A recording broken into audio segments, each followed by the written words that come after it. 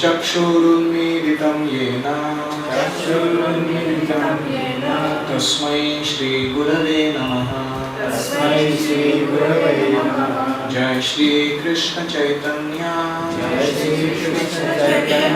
Prabhu Nityanand Shri Advaita Gadadhar श्रीवासादि Gaur भक्तवृंद। Hare Krishna Krishna Krishna Krishna Hare Hare Hare Ram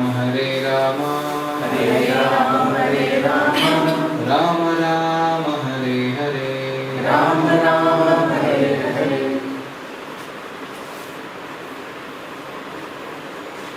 So we welcome everyone for the Discover Yourself session number 2, getting the eyes to see God. In our previous session we had studied, those notes are for your home reference.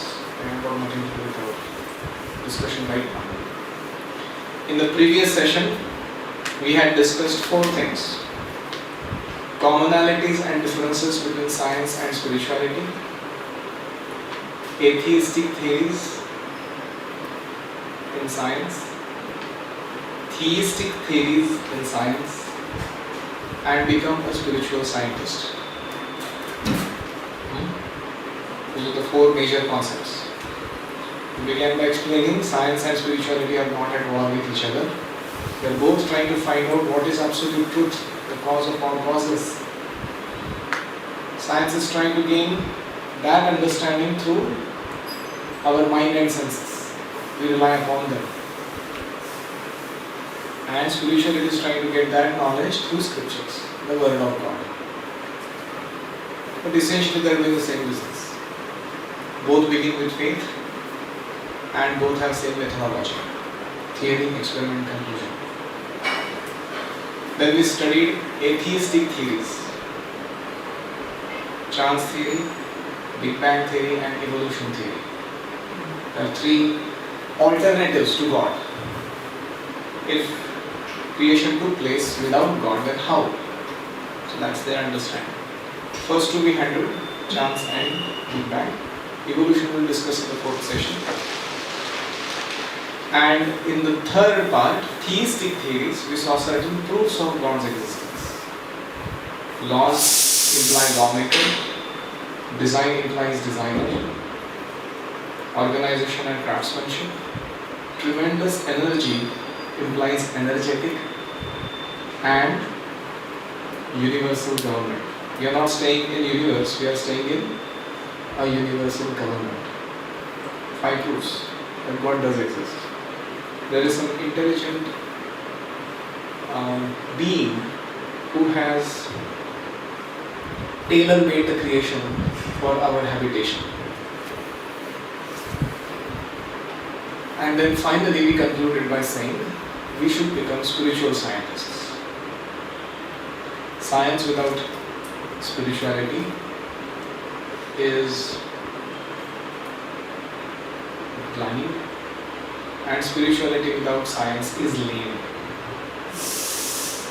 So we combine the both to gain advantages, make it synergistic. So in our life we should maintain both paradigms: to be scientific, not to accept anything blindly on the basis of rationality, thoughtfulness, and also we should practice spiritual culture as given in the scriptures. That's how we become spiritual scientists. So that was last class. Can a scientist believe in God? Now, having established that God does exist, fine. Next immediate question people ask is, can you show me God? Very natural question. Before we get to answer this question, we will clear up some paradigms. How to look at things in our life. And that begins with this fantastic story of the 6 blind men and an elephant. You might have heard the story. It was in Hitopadesh.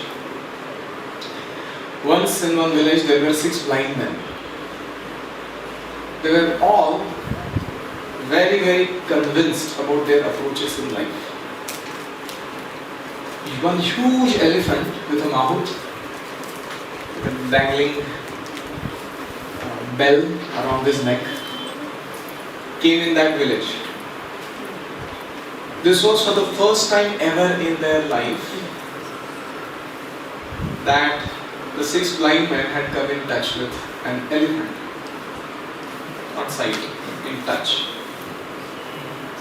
So it so happened that they all started with their hands figuring out what is an elephant. So some of them who touched the front portion of the teeth, they said, oh, elephant is like an arrow, sharp. Someone else touched the trunk. Elephant is an interesting animal whose nose acts like a hand. So somebody touched his trunk and they said, well, elephant is like a snake. Then someone else climbed on the back and pulled the ears and said, elephant is like a fan.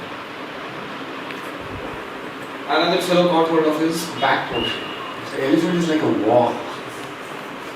Someone else caught hold of his tail and he said, it's like a rope.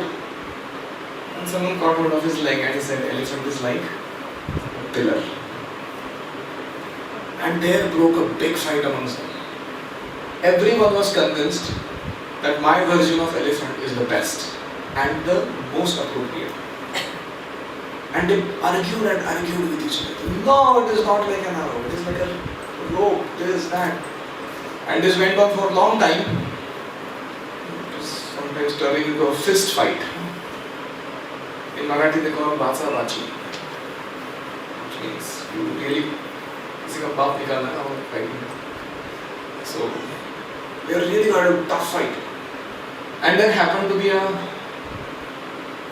eyed man, another blind man, who happened to pass by and he saw this big fight going on over the elephant. He said, what is it? They said, well, you saw this all this dilemma for us. What is an elephant? And they quoted all their 6 versions. And this man said, well, elephant is all that you said and more. He is completely different than your experience that you are carrying through your touch. And then he told them what an elephant is. So in this way, let me hear from you. What could we generally understand from this story in terms of now us trying to analyze what is absolute truth, the cause of all causes behind this creation? It's like we are blind and there is a huge thing there out and we are trying to figure that out. What happens when, say, a few philosophers, thinkers, scientists, politicians, spiritualists, materialistic, hedonistic people all gather together and they are now having a discussion on what is the cause of everything? What do you think is going to happen? So, based on this story, you tell me, what do you think? I think that we as human beings, whatever vision we have is limited. We don't see the whole or the absolute. Sure. Okay, we have no And we are all ability. right. Each one of us is right, partly. Amazing, amazing. She got the point.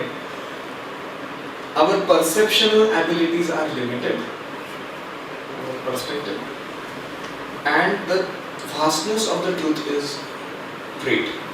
So we can't capture the entirety of absolute truth within our limited perspective. That's first thing. And secondly, when we say, I understood what it is. For example, if you ask a scientist, what's the ultimate cause of entire creation? They say atoms and molecules. Or maybe even before that there are protons and neutrons. Or even before that there are quark theory. And now the recent one, the God particle. So everybody has got their version of it, and they say that's the basic fundamental building block from everything comes from there. So when they say like that, they are not wrong, but they are not fully right. It's a partial version of the truth, right? So very interesting observation. So in your notes that you have, there is a mention of 3 conclusions. I think we see the notes. Can you please share your notes? Yes. Thank you. You don't have them. Conclusion number 1. Can someone read aloud, please? Please read aloud, someone. Everybody tries to figure out what absolute truth Just is. a moment. Where is it? Please. First page, 6 story on my Okay. First. Yes. Yes. I don't know. Go ahead. Everybody tries to figure out what absolute truth is from their own perspective. We may draw a picture in our mind, but because we have imperfect senses, we commit mistakes in understanding the true nature of absolute truth. Correct. Second. People have their own limited perspective and then they are strongly attached to their viewpoint, often fanatically. They say this is what the truth is and nothing other than this can be true. Third. Absolute truth can be understood by hearing from a bona fide authority who has seen it. That's an interesting conclusion. Who can reveal what is absolute truth to us? Someone who has seen it. Just like those 6 blind men may go on, whatever. But unless they found that eyed man who comes and tells them, oh, this is what the truth is, there is no possibility of themselves figuring it out ever. So hearing from a bona fide authority is a prerequisite for getting absolute knowledge. So, for example, in science, if you ask them what is the ultimate truth behind this creation, then some scientists say it's atoms. Some scientists say it is waves. Quantum mechanics. It's all waves. And you are not you are waves. This wall is not wall, that's a wave. I'm not wanting to confuse you, but that's what they have as a theory. So if particle is the ultimate truth, atomic particles, or waves are the ultimate truth. And they have a big debate. And some say, well, it's both. Come on, particles can't act like waves and waves can't act like particles in physics. You can't say both. So in this way, there is a big conflict between Newtonian model and the Einsteinian model of relativity, wave theory. And then they have this Heisenberg's uncertainty principle. They make everything uncertain using that principle, saying that well, it's particles sometimes and waves sometimes, and then the uncertainty in between. And the debate goes on. The blind men follow. So in this way, what is the absolute truth? What is this all creation all about in the beginning, in its root? The conclusion is we can never understand it unless we go and hear from bona fide authority. Let's go ahead. What are the ways of gaining knowledge in general about anything in this world? So there are 3 ways of gaining knowledge. Number 1, Pratyaksha Praman. Number 2, Anuman Praman. And number 3, Shabda Praman. So if you ever see me getting up like this, you should understand that that point is very important.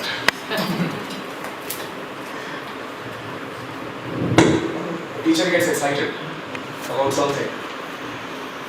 So there are 3 ways of gaining knowledge in our life. There are many, but primarily 3. Pratyaksha is nothing direct sense perception. We have other senses, we use them to have perceptions. Eyes, nose, ears, skin, tongue. Then second, Anuman.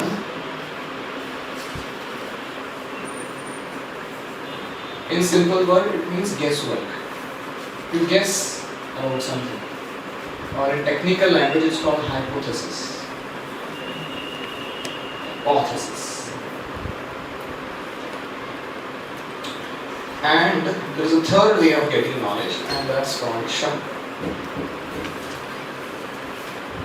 Here, from authority.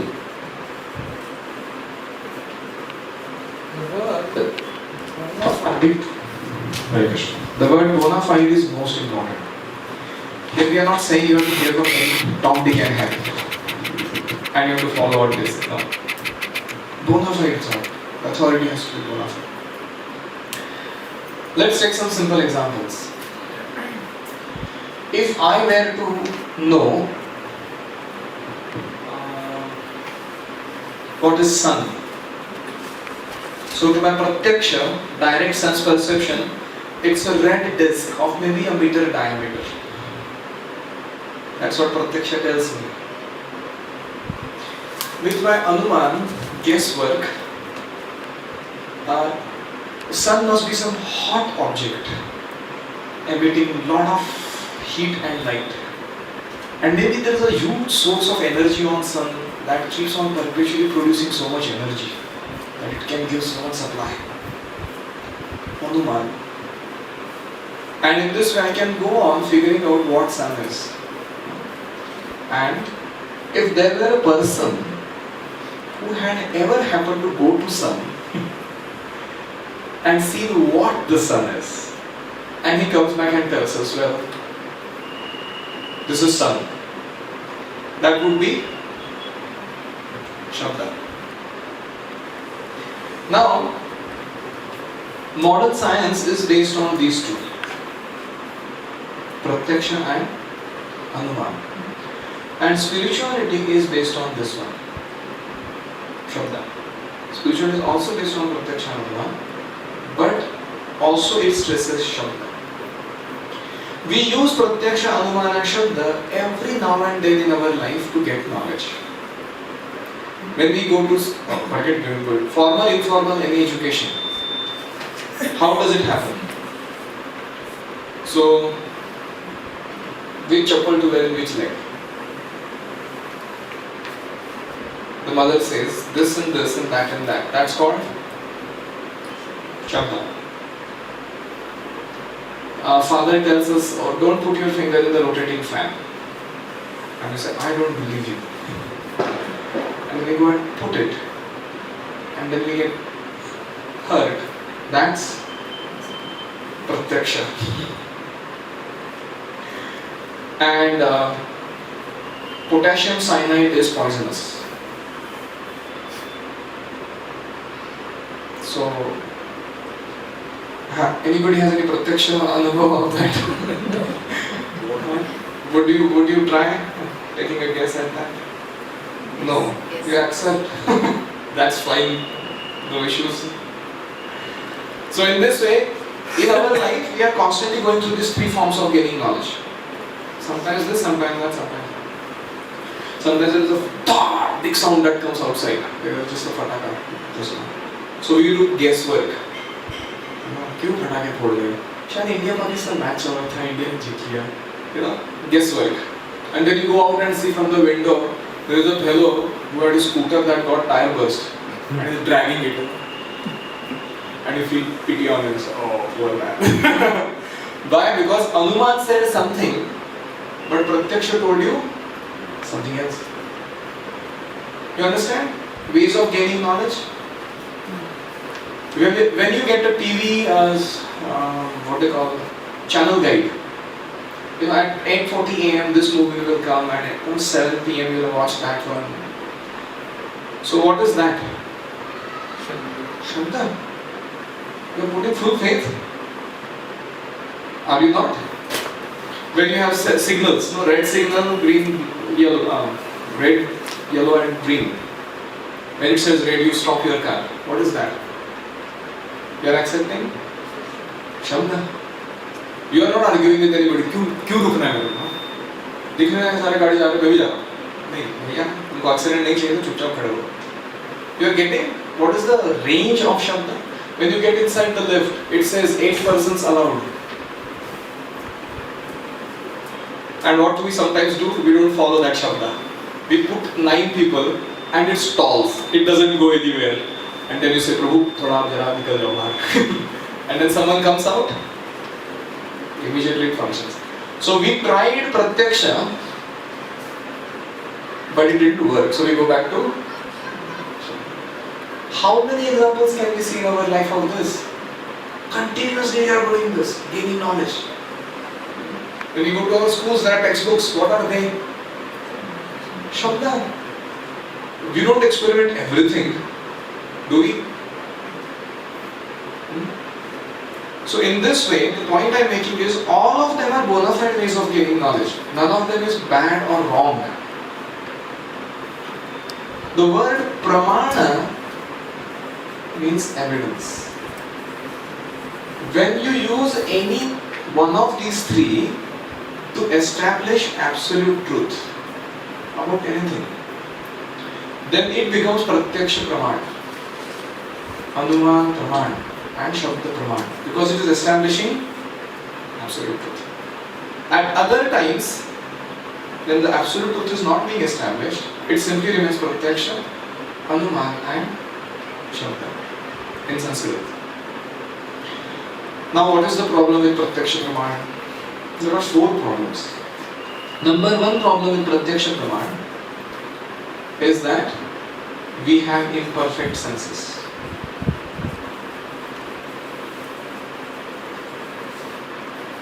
Let's see some example.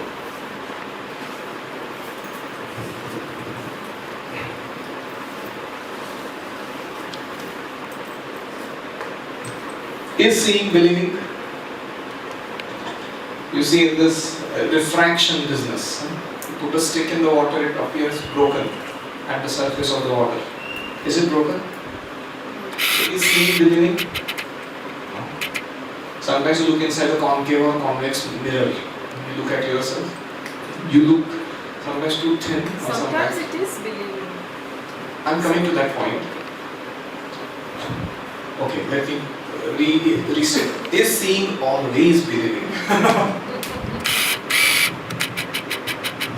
There are things that we can't see but we believe. Examples? Air. Law of gravitation. Do you see law of gravitation? We believe. We don't jump from the 50th floor for a building because we believe that it does exist. We see it by its effect, but we can't see it as such. Has anybody has seen electricity here? So there are things that exist, but we can't see them, and there are things that don't exist, but we see them. Any examples? Mirage. Right? They don't exist. There is no water there in the desert, but we see. So in this way, this is no argument. If someone says, if you show me God, then I believe He exists. Bacha hai abhi. He is not yet matured enough to understand what is the parameter based on which we should talk about this subject matter. We cannot acquire complete knowledge using our material senses like eyes, ears, etc. Similarly, we cannot understand absolute truth or God or even perfect knowledge of this material world through our blunt material senses because of the following 4 defects: imperfect senses, getting illusioned, tendency to commit mistakes, and cheating propensity. Now we shall see them in elaboration. Imperfect senses. You know, our eyes can see only 0.3 to 0.7 angstrom units in the whole range of radio waves to X-rays. Only a small range of waves can our eyes perceive, above and below which we are blinded. Our ears can only hear from 20 to 20 kilohertz. You know this, right? below and above which we are deaf. There is something called as dog's whistle. Police have it. But it has ultrasonic sound. All the dogs in the neighborhood start barking. And you wonder what is happening. Because the dogs have better ear than humans. So in this way we have imperfect senses. They have a limited range. Eyes, nose, ears, skin, tongue, all of them. They have their range. And anything that falls out of that range we can't capture. With such an imperfect sense, can we get perfect knowledge? Can Pratyaksha work in our life? No question. Next. Someone may say, I will make instruments by which I magnify the range of my senses. Things that I can't see, so I will telescope, microscope, I'll make some facility. Now, Eugenie Weiner, who's a Nobel Prize winning scientist, he says, even if we photograph stars, eventually we have to take in by our senses what the photo shows. Furthermore, without our senses, we cannot handle a camera. Even if we amplified or refined the instruments, the knowledge is no more perfect than our imperfect senses. I hope you got the point. How many of this experience you taste orange after sugar? It's sour. And the same orange you first eat with small lemon and then you eat an orange. Very sweet. Or the skin. Put your hand in a warm water and then put it into cold water. That appears too cold. The same warm water you put into hot water, it appears not so hot. Perceptual abilities change because our senses are imperfect. Now, here it is. How many of you see the white triangle in the figure number 1? Does it exist? For the eyes, yes. Answer my question. Does it exist? No. Yes. Confused? Well, it doesn't. But we are strongly able to see it. Okay. How many of you see the old lady in that picture? And how many of you see the young girl in figure number 2? You see what? Both. Young girl. Both. Any clue? You see young girl? Depends on where I put my focus. Focus this side. Okay. So the point is, the young girl is looking in that direction. These are her eyelids, that's her small nose, and this is all of her cheek. But the cheek of the girl is the nose of the old lady, and that's her mouth, and that's her chin. And that's the old lady who's looking in this direction.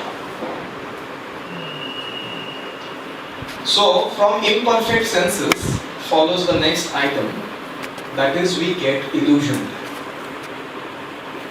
When you have imperfect senses, what happens? We get illusion. Sambram mein padna. So, they appear to be moving. They aren't.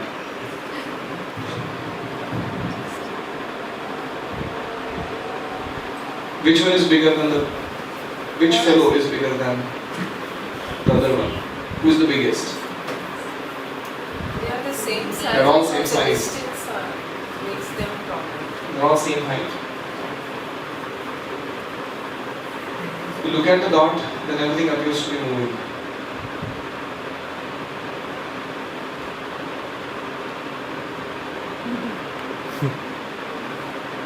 Anyways, there are more. So that's about getting illusioned. When we have imperfect senses, what happens next? We get illusioned, And the next thing that comes after that when we get delusion is we commit mistakes. To err is human, right? Everybody makes mistakes in their life, sometime or not. Like in the night, if sometimes there is no proper illumination and we see some rope lying somewhere, we think it's a snake, we shout out. So that's, we first get illusion and then we commit a mistake. We think that the rope is a snake. So we commit mistakes. How many times in our life we have committed mistakes?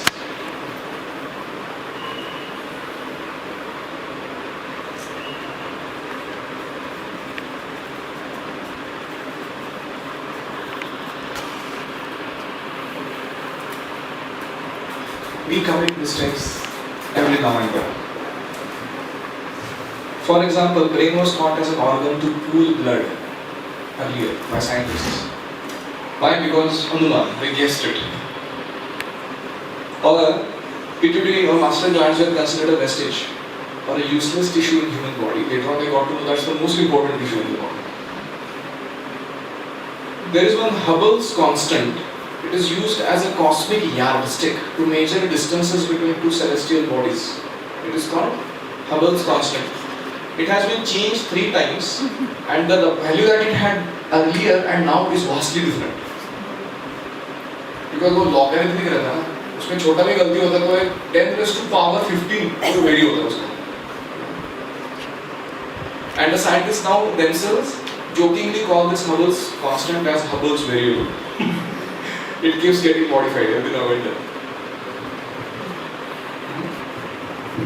So, because we commit mistakes, especially when we do guesswork. Anuman means what? Man means mind. Anu means to follow. So, Anuman means we speculate with our mind. Maybe like this, maybe like that. And then we go on with our work. In simple terms, this is called as a theory. Theory is a very nice word for guess. Things that we like. Oh, I'm sorry.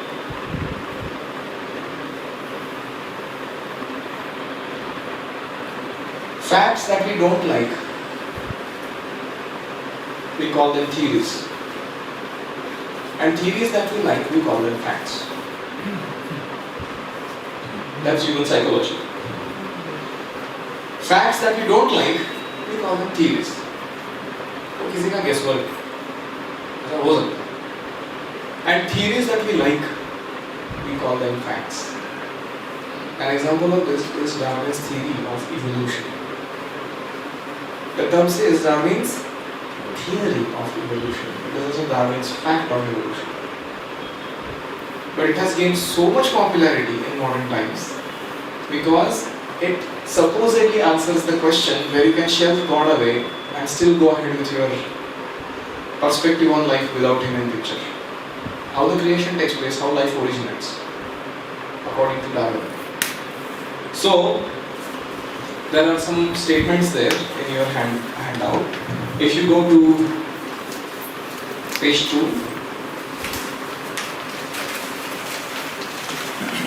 in small letters at the bottom,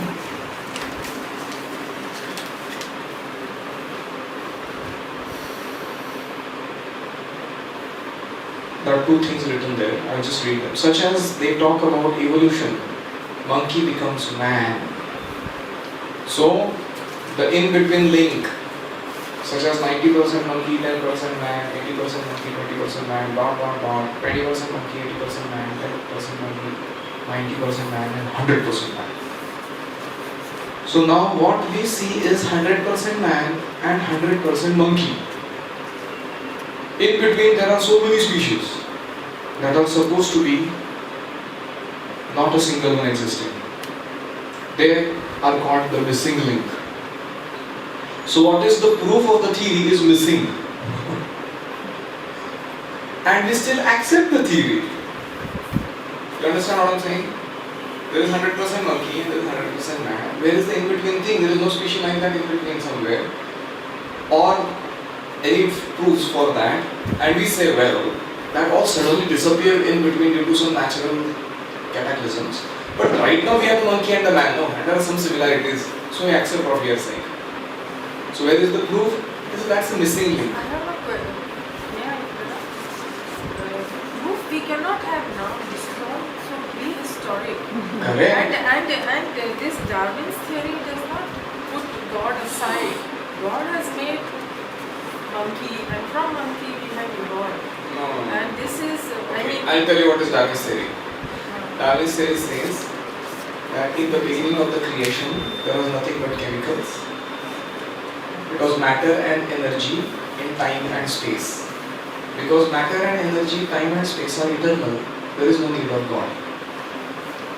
there is a need of God. No. According to you, there is need of God. These are different perspectives, and you have to see. Correct. there's more. I'll explain again. Darwin, in his own book, he mentions origin of species. The words like in my opinion, maybe, perhaps, they come 700 times in the book. And that book is accepted as a scientific book. Why? If I were to come and say, if I keep this black color stranger system like this for millions of years, it is eventually going to turn into an elephant. And you may call me a madman if I say like that. If given sufficient time, if there are nice thunderbolts falling on it, and certain other chemicals around made available, and certain flotsams and jetsams that combine together, and something that happens after 15 lakh years, this is going to become an elephant. How many of you think I am scientific?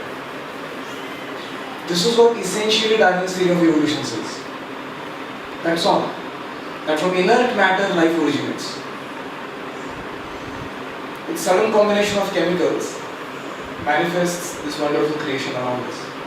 So the point I'm making is, we'll see that, it's in the below paragraph. I wish I could read that to you.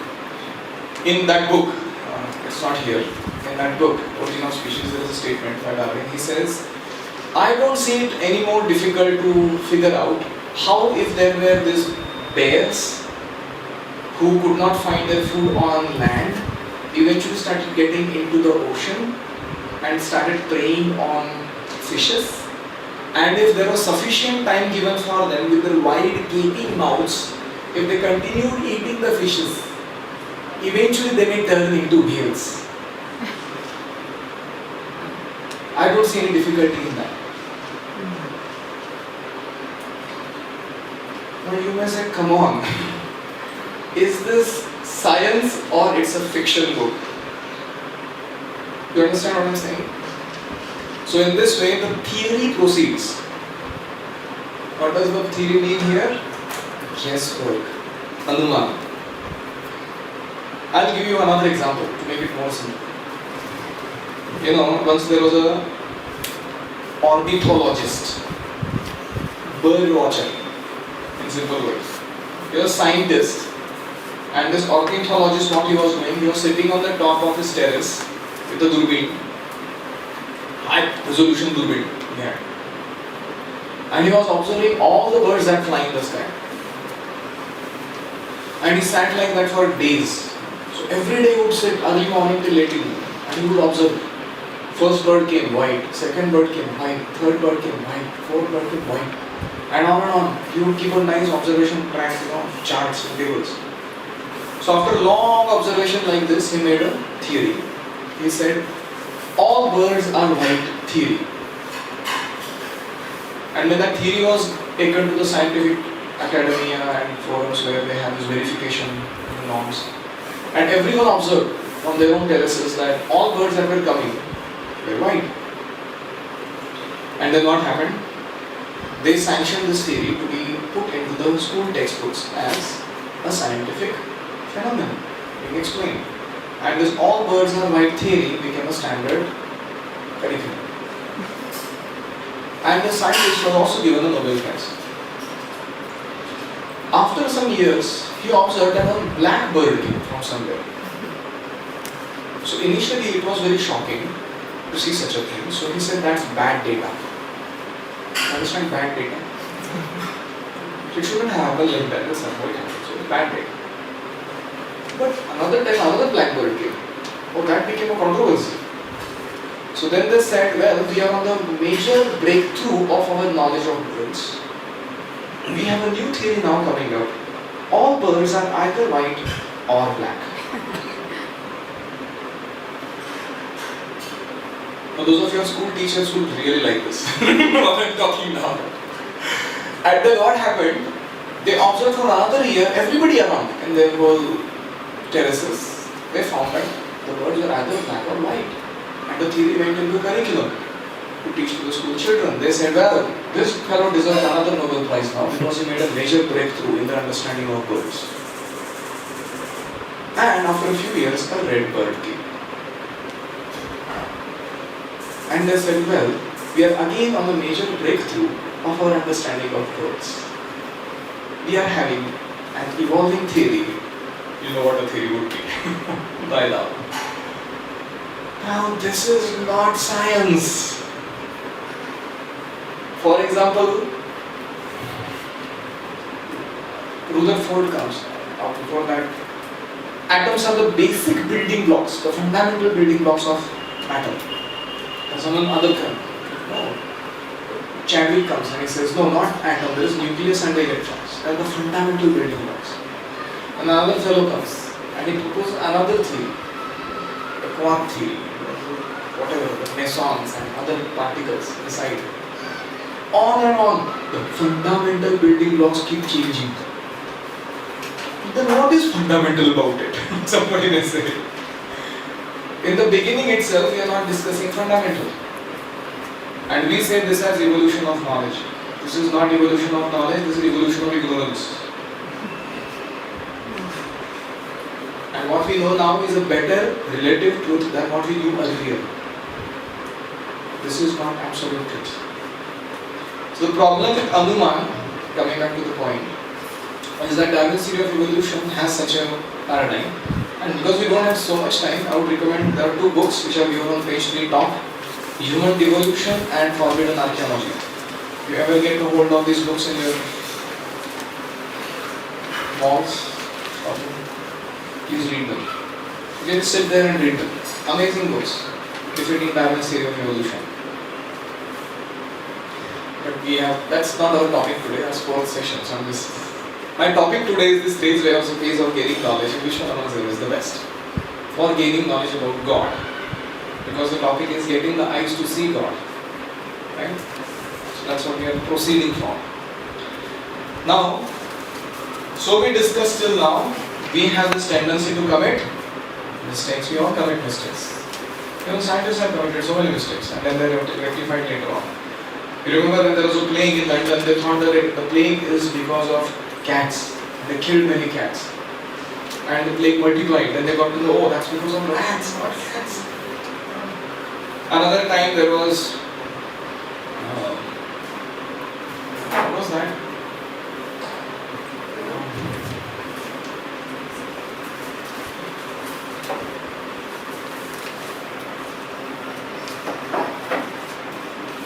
Heart was considered like a radiator.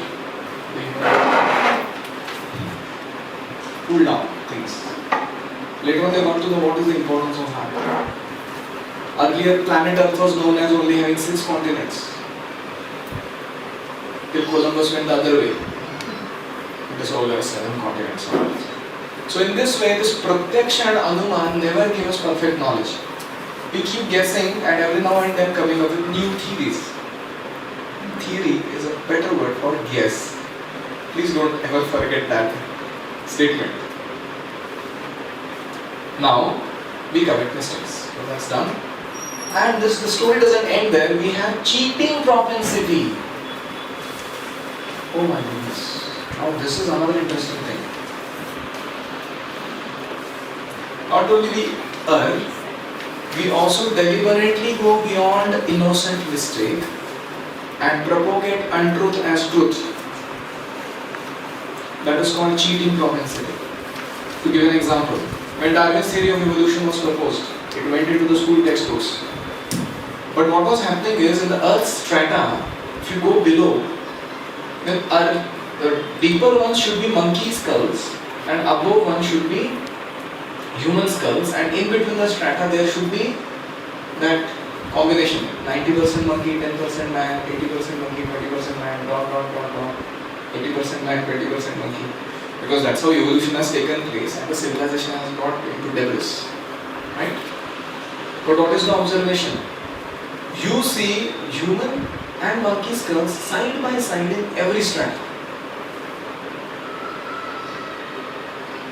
So Pratyaksha completely goes against Anumana. And this is a big blow on the theory if that happens. But the scientists have very intelligently suppressed these evidences, which are given in that book Forbidden Archaeology. Now you understand the title. And they show evidences after evidences of human evolution, whatever, humans and monkeys simultaneously coexisting. That means there is no question of evolution ever. So that's the point. So what is his cheating propensity? We deliberately propagate truth, untruth as truth. How many of you, now be honest, in your school days manipulated your data to make graphs? Wow. You know, in the experiment that you conduct, you are supposed to get some, curve, or you are supposed to get a straight line. And then you actually get the observations and make the calculation. You get a zigzag thing, something like that. And you wonder, iska kya karna hai? So what do you do? What did you do? पहले 2 point पकड़ के straight line मारते, 2 तो observation बराबर हो गए, और बाकी जो अदर पॉइंट्स हैं उनको थोड़ा पास में लेके आते हैं, फिर वापस उल्टा कैलकुलेशन में जाके ऑब्जर्वेशन को चेंज करते हैं. So don't lie now. Tell me the truth. How many of you have done this? So that's called cheating problem. Because our paradigm is already fixed. It has to be a straight line. And if it is anything is going against it, maybe I am wrong. What the theory says must be correct. But in real life, it has never happened like that. But it was always accurate like that. Every scientific theory in its proposition begins with what statement? Let us assume. Let us, you are finding out viscosity equation for a fluid. Then let us assume temperature coefficient remains constant. This pressure volume temperature distribution remains constant, that remains constant, grid parameters remain constant. And then just 4 or 5 parameters you play around with in the laboratory and find out some equation. Now this is complete guesswork that they are going to remain constant in real life. Is it not?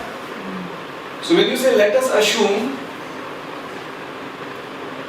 when you assume something, you are making an ass out of you and me. A-double-S, you and me.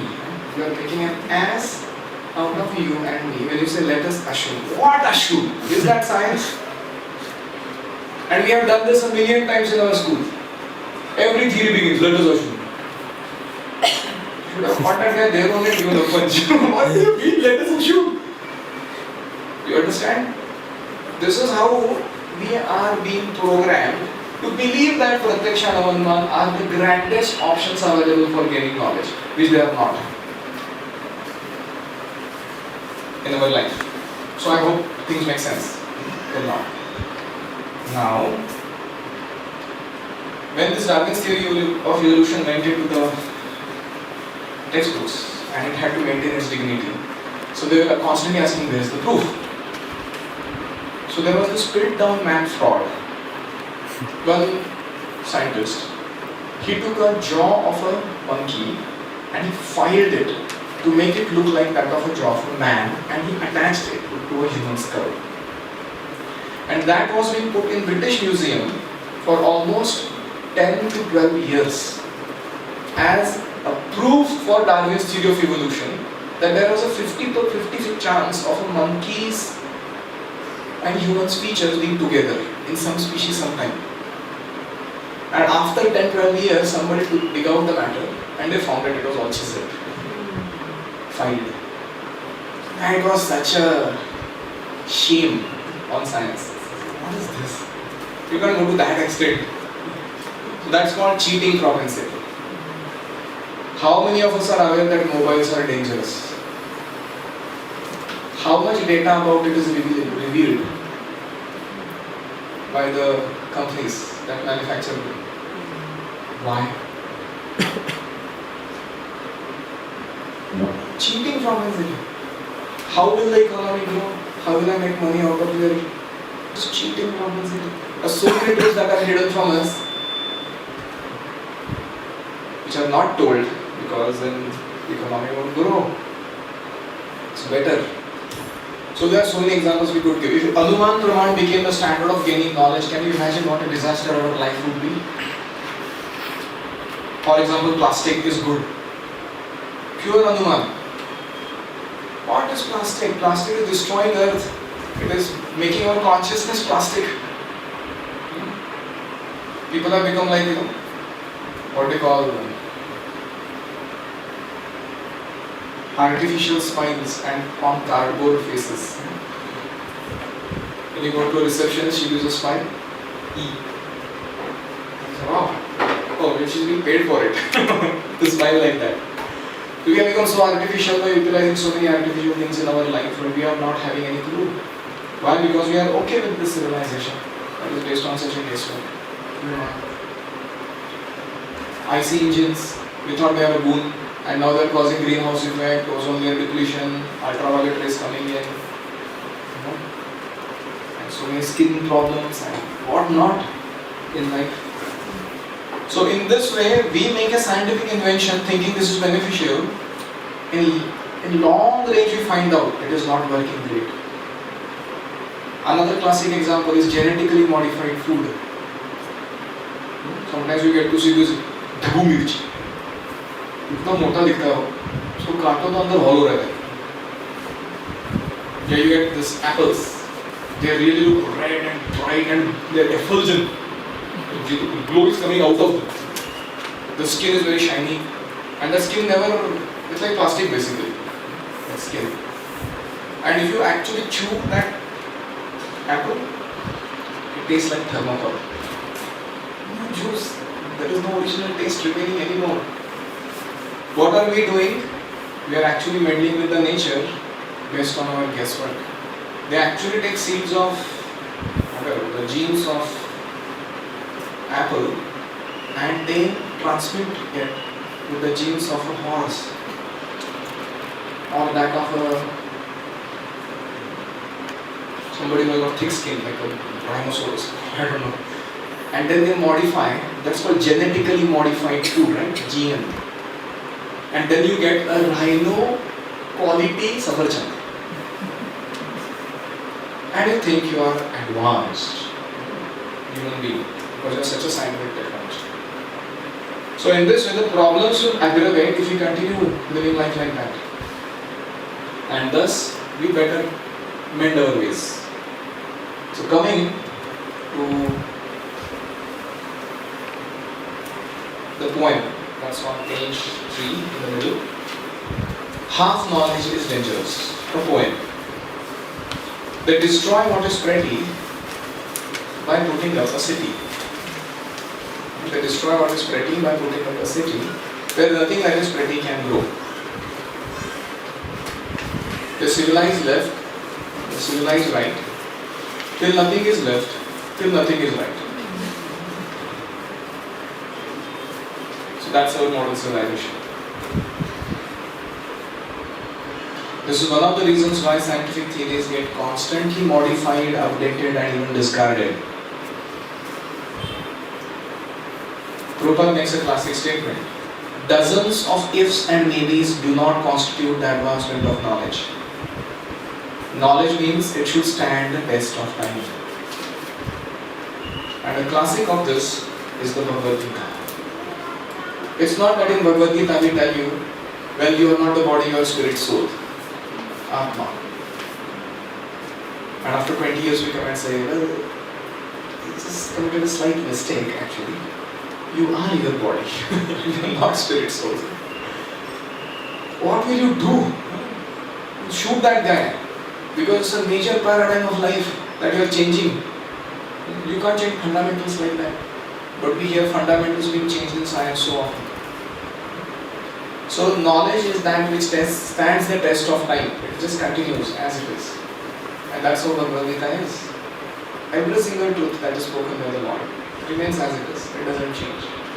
We cannot break laws of God. We can only break our head against them. And that is why those principles that govern the creation have to be learned from scriptures. Because they are like the manual. So now let us have some examples of Shabda, hearing or getting knowledge from a bona fide authority. So I gave you some day-to-day examples. In the lift, there is Shabda Praman. In your car that you get a manual. That's Shabda Praman. Then you buy a mixie and you get another manual. Shabda Praman, it tells you what to do and you just follow it. There is no question of research in a manual, right? Any of us do research with a manual? ये तो बोला है कि गाड़ी का petrol वो गाड़ी के टंकी में डालना है। मैं अगर साइलेंसर में डालता हूँ तो क्या होगा? We are like, there is no research. We just follow what the manual says. So therefore, in order to gain knowledge, there is another methodology called Shabda Praman. Now the Shabda, according to Vedas, Vedas are called Apurusheya. They have no human origin. They are not man-made. They simultaneously coexist along with the creation. Just like a manual comes into picture from the manufacturer as soon as he makes a creation. Okay? And the manual is telling us what to do with this creation. That's why they are called Veda. Veda means knowledge. So this was the pit down man fraud.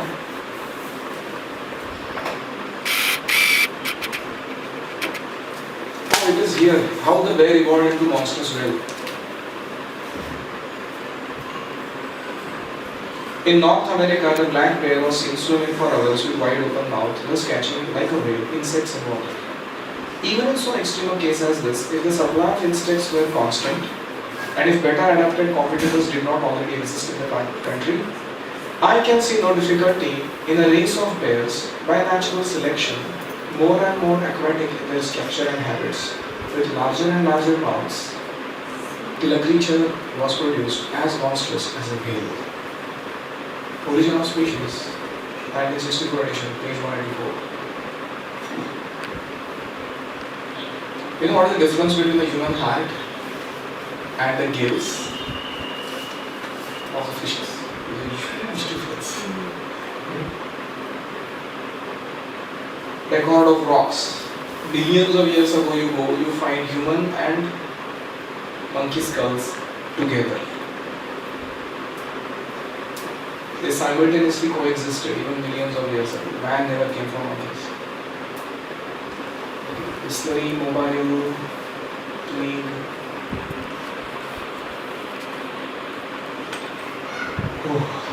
So just to conclude, we have these 4 defects and they make our Pratyaksha and Anuman plagued.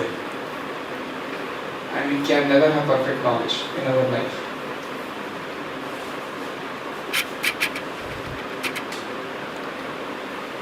Is there no other way than Pratyaksha and Anuman to know the complete truth? So there is Shabda Praman, hearing from a bona fide authority. So Vedas, they originate from Lord himself and they come in the form of a manual in a disciplic chain of succession. Right from the first created being, Lord Brahma, in the universe, down to Narada, Vyasa, comes the whole disciplic chain of succession up to Srila Prabhupada. There are 4 basic sampradayas, 4 kinds of institutions: Brahma, Shri, Kumara and Rudra. Knowledge being given by the Supreme Lord to Lord Brahma, to Mother Lakshmi, to Chatush Kumaras and to Lord Shiva. From them come 4 sampradayas. Each of them are bona fide. So ISKCON comes in Brahma Sampradaya, coming from Lord Brahma, up to Srila Prabhupada, the founder of this movement. And each teacher simply repeats the message of their successors without any adulteration. It is not like Chinese whispers. Prabhupada often would say, my only qualification is that I am giving this knowledge without any adulteration. I am I'm not adding anything, I'm not subtracting anything. That's my only credit. That's why our Bhagavad Gita is Bhagavad Gita as it is. Jashi ahe tashi. Yatharup. Meaning that we are not changing even one word of Krishna. Krishna says surrender unto me, we say surrender to Krishna. He says fix your mind upon me, we say fix your mind upon Krishna. So that's the meaning of no change. How can a child know who is his father? Interesting question. So there are two ways, Pratyaksha Praman and Anuman Praman. So we will check your genes and tell you who your father is in 800 years. Why? Because if there are so many men who are capable of begetting this fellow, and we assume a ridiculous low rate of 1 second per person's genetic fingerprint matching, then it will take 800 years to complete the whole human population of males who are capable of begetting the boy. And at the end of that, he is gone, dead and gone, the father is dead and gone. Who is going to watch all that? So this is called inductive knowledge. I will get to know everything by my sense perception. I want everything by my own strength. But there is another way to get to know. Just ask your mother who your father is. Actually say, well, that fellow. He is your father. And then the issue is over. Now why do we accept our mother's version? Because she is a bona fide authority. Similarly, Vedas are compared to our mother, God is compared to our father. And if we have to know who the Supreme Father is, where do we go? To the mother. Then we have this Vedic process of learning. In any learning, you need three people, three factors: professors, authorized college, authorized books. So similarly, in Vedic knowledge, there is one hears from a guru or an acharya. That's professors. One also has an authorized knowledge called parampara or sampradaya. And one also has got books. Specifically Bhagavad Gita, but there are many other Vedic literatures. And where does the knowledge come from? Tene Brahmadaya Adhikavaye Vihanti Asundaya. The knowledge is originally revealed in the heart of Brahma by Lord Krishna. It comes in a disciplic succession. To the chain of gurus up to Vyasadeva. All the Vedas are timeless wisdom that was spoken and heard in Parampara. Vyasadeva, a literary incarnation of God, recorded the Vedas in writing 5,000 years ago. So Vedas were earlier only in sound form, Shabda form. But 5,000 years ago they were compiled into a written form. So they are called Shruti, that which is heard and repeated. And they became compiled in the written form by Vyasadeva. So Vedas have no human origin. Sometimes people tend to think that, oh, Vedas is some cavemen sitting in with beards in Himalayan jungle. They got this fantastic idea, so they produced some wonderful things out of their brain. That's not how Vedas are manifest. The huge one, Shruti and Smruti, two types of Vedic knowledge. Shruti has got Vedas, Upavedas, Vedangas, and Smruti has got huge things under them. I don't have time to explain, so I am skipping this slide. What is Vedic knowledge? But in short, Vedic knowledge means all fields of human knowledge are touched upon. Anything. How to beget a child, what to eat, how to manufacture missiles and warfare artillery, Dhanu Veda, how to make a home, Vastu Shastra, how to cure your diseases, Ayurveda, how to have better sex, Kama Shastra, how to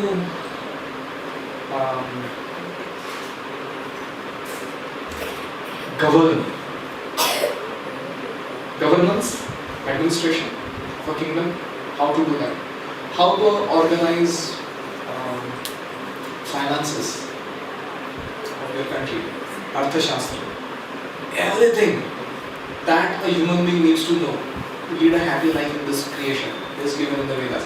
So this is the materialistic knowledge given in the Vedas, and beyond that they also give knowledge of the spiritual world, the kingdom of God.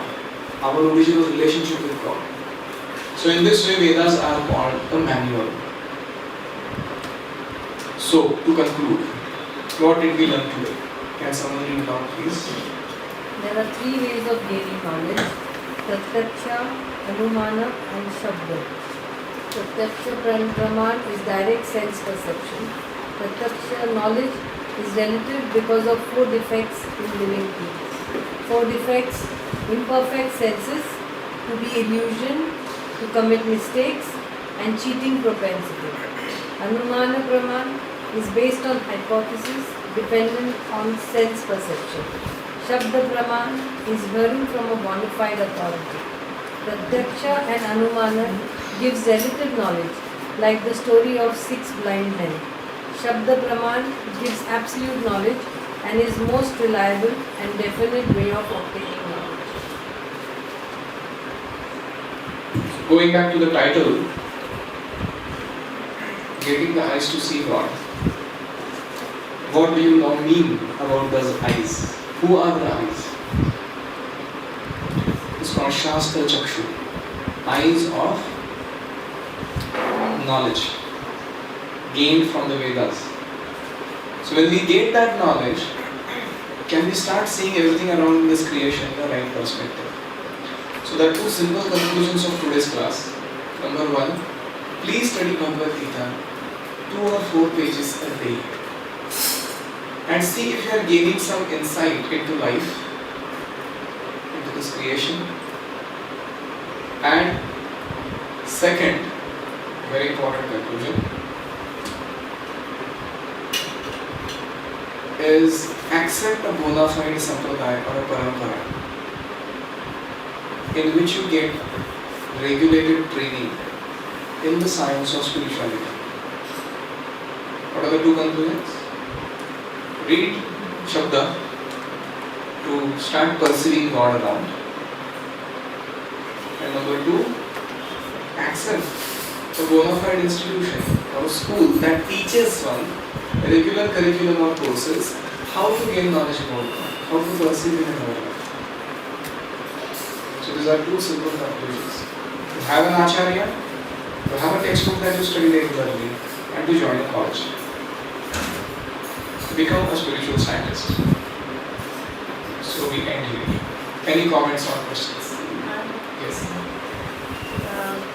We were talking about science and spirituality. Now, I think we are belittling science and the scientists. And I feel they are complementary of each other because you see right now in this room we are making use of the electricity, the mobile and different things which the scientists have brought into the world, and with the help of these instruments we are going on the path of spirituality. So they are complementary and they are not at war with each other. Nice comment. In fact, we earlier also said the same thing, that they are not at war with each other. We are just pointing out here is a very fundamental paradigm. Science is based on Pratyaksha and Anumana, what to do about it. And Vedas are based on Shabda. It is not that Vedas are not Pratyaksha and Anumana. For example, when you eat your Ayurvedic medicines, they give you Pratyaksha result. Or for that matter, when you apply your herbal, whatever those skin thing, you feel change in your glow. But that's not the point. The point is not to belittle science. The point is to make us appreciate that how it is important, two things, to give equal weightage to spirituality as much as we give to science. I hope you'll agree with me that in modern times it is not like that. People really belittle spirituality. They think it is all meant for some cavemen. I don't know what, some bygone persons. So that's first purpose. Another purpose is very simple. As we said in the beginning, to harmonize the scientific inventions that we have made with God's laws and to use them for a fruitful purpose of mankind. The way we are going on now, without spiritual vision, simply manufacturing varieties of technological items and gadgets, we are sooner or later going to land up in a disaster. Because we have no, it's like somebody is going very fast and you got to stop him, where are you going? You say, I don't know. But I have to go very fast. That's not exactly what is happening in modern. That depends on us how we use it. That depends on us, how we use it, how we use science. Science is in itself not good or bad. It's like knife. Somebody can use it to kill, somebody can use it for surgery. But what will prompt a scientist to use it for surgery and not for killing? That conscience won't come without spirituality. So this is where we are calling the harmonizing factor coming in picture. See, all of us come from a paradigm where we have been always taught in our schools that don't hear anybody. Find your truth your way. Is it not? In fact, the motto when Prabhupada went to America, the hippies had was, don't trust anybody above 30. It's a long case. You find your own way of doing and living your life. But the problem with that paradigm is, if you just reject tradition, you just reject authority, and you just reject every single thing that points out to us what we should do and what we should not do, and you want to figure it out our way, we may actually traverse a very dangerous path, at the end of which we will come to the same conclusion that the authority was anyways saying in the first place. For example, genetically modified food doesn't work, so we now say organic food. Now, right on day one, it is prescribed that don't put fertilizers in the ground and don't exploit Mother Nature. Just grow food naturally. Use cow dung, cow urine, whatever, as fertilizers, pesticides. Make things natural. So what is the point in taking such a big detour with so much mess that we create in the nature and then finally coming to the same conclusion? Why not just accept the authority in the beginning, just to save our time? So that's the point we are making. It is not to belittle science. It is to enhance our appreciation of the scientific usage in spiritual insight. Otherwise we will never do it in our life. We are so blinded, dazzled with the technology that we get in our hand. How many people really use the technology that they have to enhance quality of their consciousness? How many? How many people have internet or whatever facilities with their mobiles?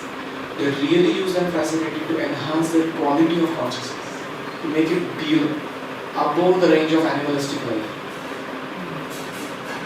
Very few. So, Yes. in your endeavor to find out the father taking 800 years for a child, who's the father? Aren't we dealing with we are dealing with a huge mass True. which will overrule us, and the purpose of understanding the effects of science and what it's doing to us. How do you fight such a big mass? Very good It's question. overwhelming you, no? It's just that, I see it as just specks of dust, aware of what you're aware of and what you're trying to tell each of us. It's specks, it's such a huge, vast thing. Yes. And the mass is so big and so following that scientific thing. How do you... And how overpowering they How are. overpowering it. So is it possible that these specks will do this?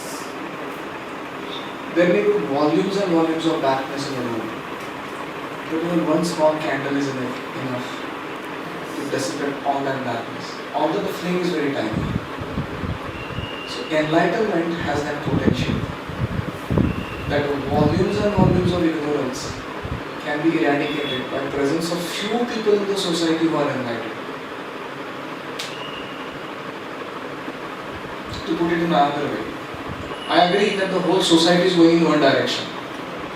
They are proudly marching to hell.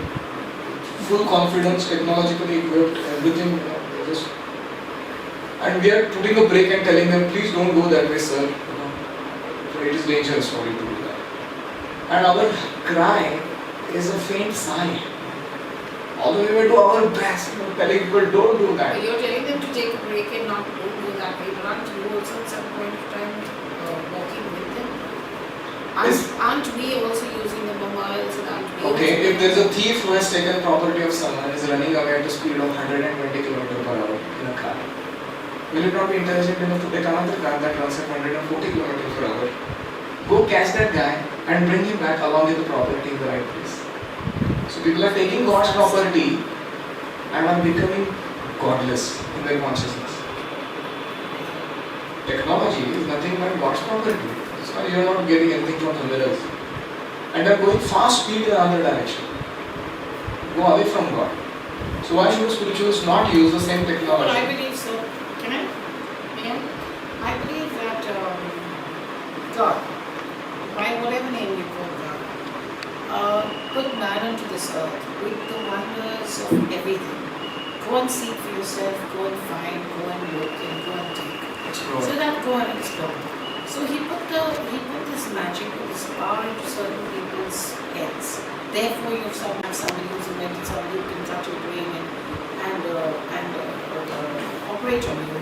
And you have somebody who knows the value of a stone, the value of a flower, the value of a leaf that you can eat.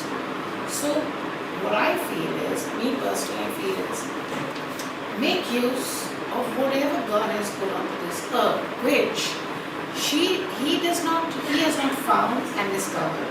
This lady has discovered because it's a power bestowed on her. It's a power bestowed on this man to find the magic of wood and what medicinal purpose it can be used. So, if a person has found out these things of scientific, as we call it, can it not stem? Can we not believe that it's all stemming from what God has planted on this earth?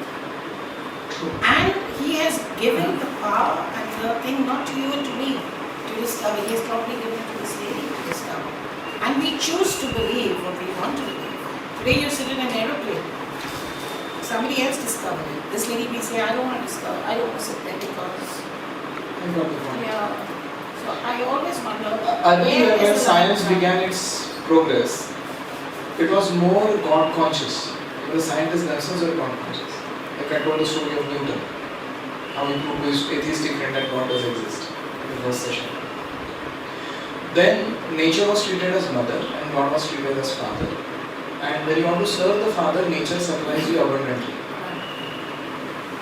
Over a period of time, atheistic scientists, I'm not saying all scientists are bad, all science is bad, that's not the point. But atheistic scientists who propagate atheistic theories, who utilize nature for propagation of atheism, we are only pointing that as a bad element. We are not saying that all science is bad, all theories that are I think that is the point. I think in the first lecture that a lot of science they are so. I mean, it's not against. They're just against like a few specific theories within Yes. science, which they feel Yes. are kind of not right and have gained credence. So Yes. you won't hear them sort of that way. They're not. I mean, ISKCON is not very anti-modern at all. There are some religious movements that are kind of anti-modern, so they don't want anything to do with modernity. But I think what I find with them it is that they like some aspects of modernity and not others. Correct. So I will tell you what happens when point out in the science, lecture. science only progresses in an atheistic manner. The scientists start thinking Mother Nature as not mother, but as a stepmother in the beginning. And I want to enjoy, but she becomes an obstacle. What, for example? Can you give an example? For example, Because see, mobile phone is made by a scientist, okay, and they have given it to us to use it, and we either use or misuse.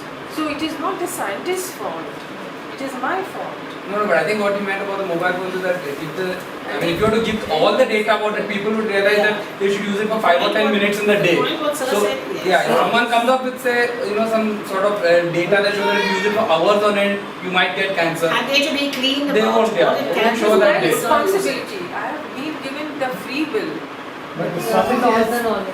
Swamiji had told, given the example of knife. We are talking about science. He has told knife, either you use it or misuse it, it's your problem. your problem. It is your problem. Our question is today God. God is or not.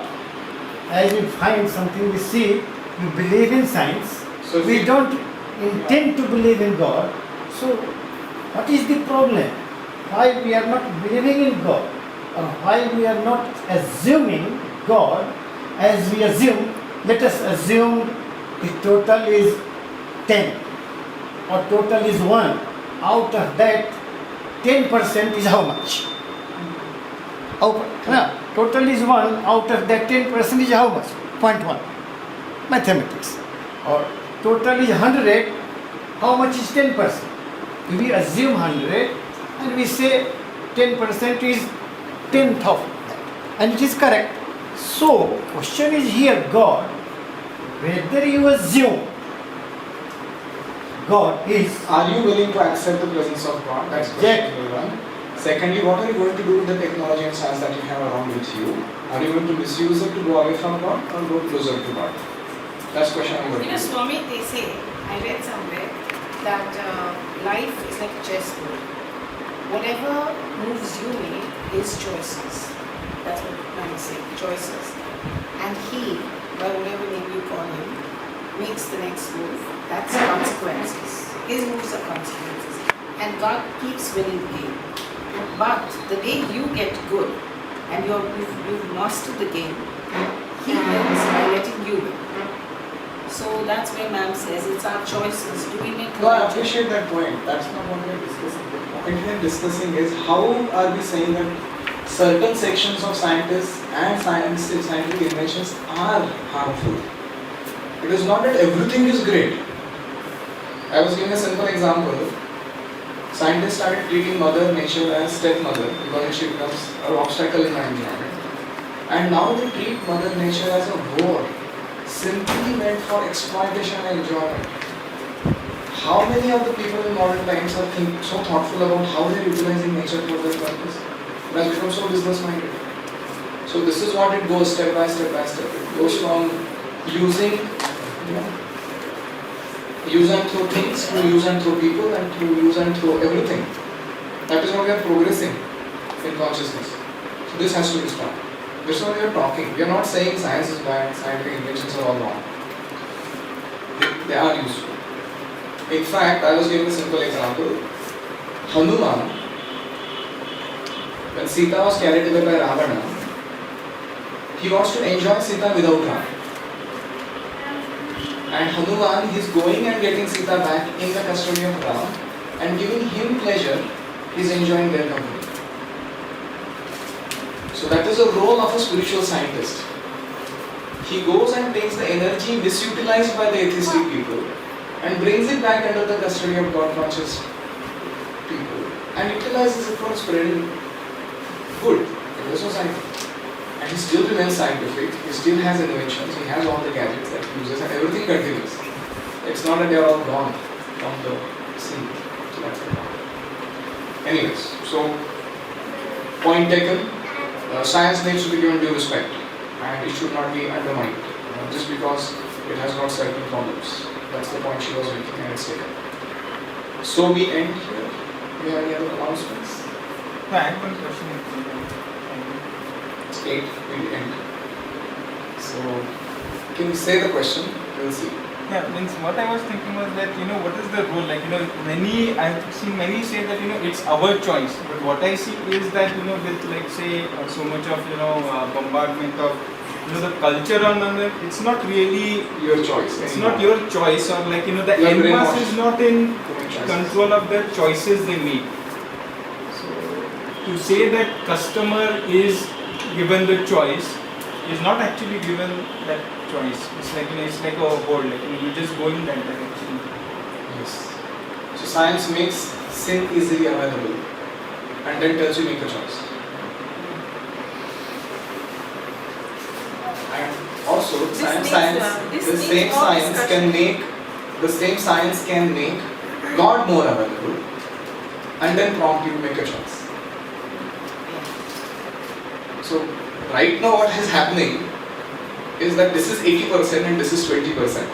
And this trend needs to be changed. It is not that science is at problem. It's our problem. Yeah, how we are utilizing it. So by getting this discussion out, what we are basically trying to say is that get sin out and God in the process. That's all. Science remains as an instrument. Further whichever. So we end here. Thank you very much. Thank you. Namamishwaram Sachidanandharupam Rasarkundalam Goture Rajamanam Namamishwaram Sachidanandharupam Rasarkundalam